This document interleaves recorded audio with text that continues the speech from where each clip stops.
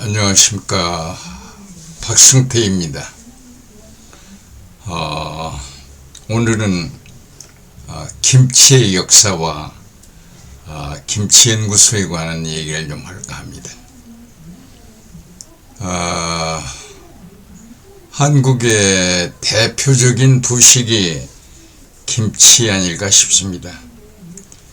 김치는 그 재료를 중심으로 배추김치와 무김치, 갓김치 등으로 구분하며 일반적으로 배추김치도 보쌈김치, 볶김치, 백김치 등으로 다양합니다. 무김치도 역시 마찬가지입니다. 다박김치, 총각김치, 무말랭이 김치 등등 여러 가지가 있습니다.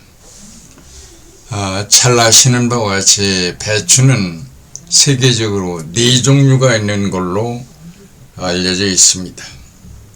우리가 보통 우리나라에서 많이 보는 폭배추, 즉 중국 계통의 배추입니다. 그리고 서양의 양배추, 둥그름한 그 배추, 추운 지방에서 자라는 칸나, 소련 같은 데서 많이 볼 수 있는 배추입니다. 그리고 저기 브라질에서 볼 수 있는 그 배추 종류가 있어서 대략 4종류로 구분이 됩니다. 본래 배추김치는 발효식품으로 특이한 것입니다.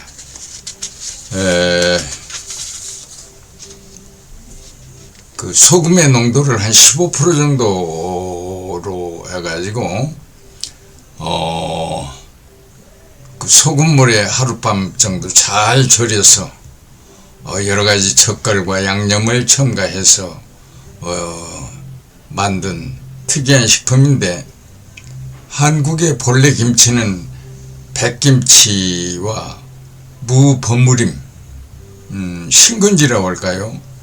그런 물김치가 주종을 이루다가 임진왜란 이후 고추가 유입되면서 붉은색 또는 그 매운맛이 첨가되어 지역에 따라서 양념과 젓갈이 달라 그 맛이 다양해졌습니다. 특히 호남 지방에서는 황수머리, 조기새끼라고 할까요? 황수머리 젖을 잘 달여서 맛을 낸 다음 배추김치를 제작하는데 그 명성이 세계적이라고 할 수 있습니다. 그래서 양념의 종류와 발효 과정의 여러 가지 특이한 성질에 따라서 생기는 미생물이 면역력을 높이는 것이 김치가 아닌가 하는데, 우리 선조들의 지혜스러움이 묻어 있습니다. 나는 전북대 생물과 교수 생활을 하면서 70년대 정부의 김치연구소 설립을 추진한 바 있습니다. 그 당시는 중공업에 국가가 전력을 쏟고 있는 때라 그랬는지 정부의 답변은 참 의외였습니다. 식모도 담글 줄 아는 김치를 무슨 대학 교수가 연구한다고 하는가, 정말로 우아스러운 대답이 아닐 수 없습니다. 그 후 80년대 후반에 세계적으로 김치연구소는 한 600여 곳이 생겼습니다. 또한 그 김치가 장수식품으로 소개되어 그 새로운 그 인식의 장면을 맞게 됩니다. 세계 그 미생물 학회에서는 김치 발효에 관여하는 미생물의 아이덴티파이를 하면서 김치 연구가 새로운 국면을 맞습니다. 나는 생태학자로서 김치의 기본 재료인 배추와 무, 생육에 대한 관심을 가졌습니다. 특히 무는 땅속에서 자라기 때문에 상당히 흥미롭고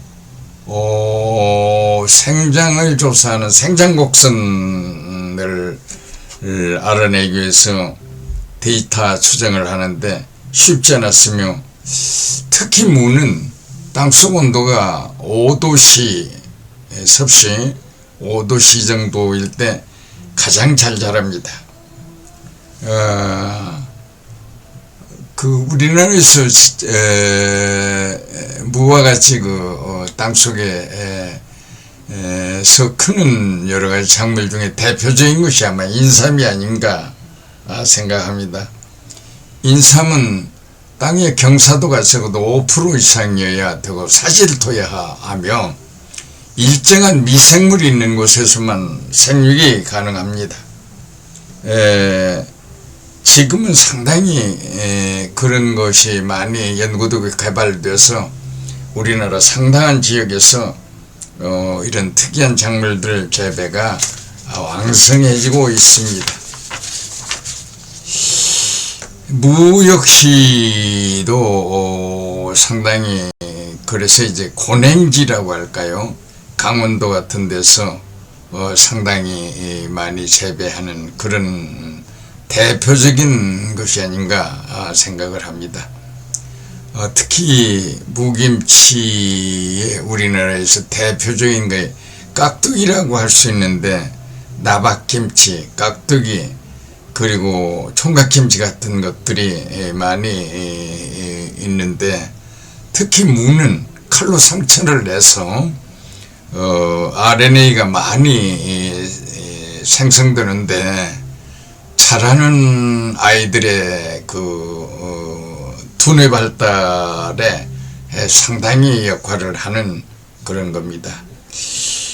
생채김치의 일품인 또 중요하고, 특히 영양학적으로는 소고기국, 묵국이라고 할 수 있죠. 묵국의 맛이라고 하는 것은 세계인들이 깜짝 놀라는 그런 고급 요리에 해당하는 것으로 잘 알려진 바 있습니다. 특히 배추와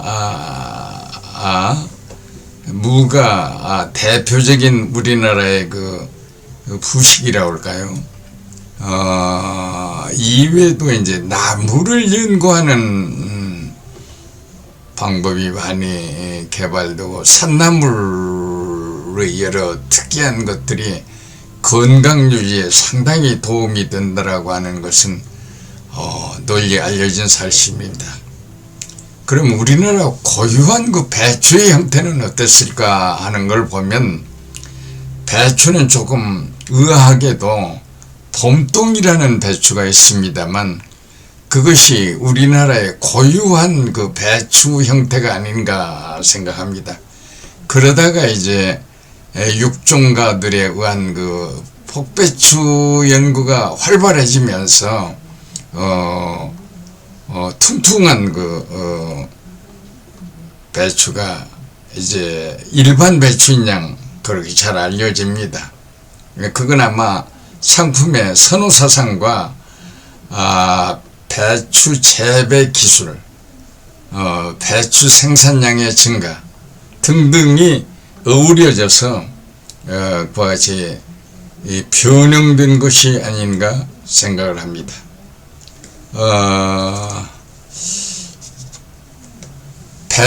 배추를 주로 해서 김치연구소는 위에서 말한 바와 같이 세계적으로 상당히 숫자가 많은데, 대부분이 일본인들이 운영을 하고 있습니다. 김치 맛은 일반적으로 우리나라 사람들이 잘 이해하고, 싱겁다, 짜다, 맵다, 뭐 등등 여러 가지 얘기할 수 있는데, 어떤 김치 제조의 스탠다이제이션, 표준화에 관한 기술적인 접근이 좀 필요하지 않나 하는 거하고, 우리 식품을 고유하게 보존하는 몇 가지 방안들에 대해서 생각해야 하지 않을까 하는 생각을 가져봅니다. 특히 이 11월 말에서 12월 초 약간 쌀쌀한 날씨 때 우리나라 가정에서 김치 담그는 행사가 연례적으로 잘 이루어졌는데, 요즘은 김치 공장에서 김치를 생산하거나 김치 장인들이 만드는 김치를 구매해서 밥상에 얹어놓는 경우가 태반사입니다. 점점 전통적인 어떤 방법들이 사라져 가는 게 아닌가 하는 안타까움도 가져보는데, 특히 가정에서의 김치에 대한 여러 가지 연구와 번잡스러움 때문에 그런 현상이 아닌가 생각합니다. 또 한 가지를 곁들이고 싶은 것은, 젊은이들이 그렇게 김치 선호를 하지 않는 거 아닌가 하는 그런 안타까움이 종종 전해 듣게 되는데, 영양 많고 면역성에 여러 가지 좋고 장수식품으로 알려져 있는 이 김치를 보다 애용하는 길을 모색했으면 하는 바람입니다. 감사합니다.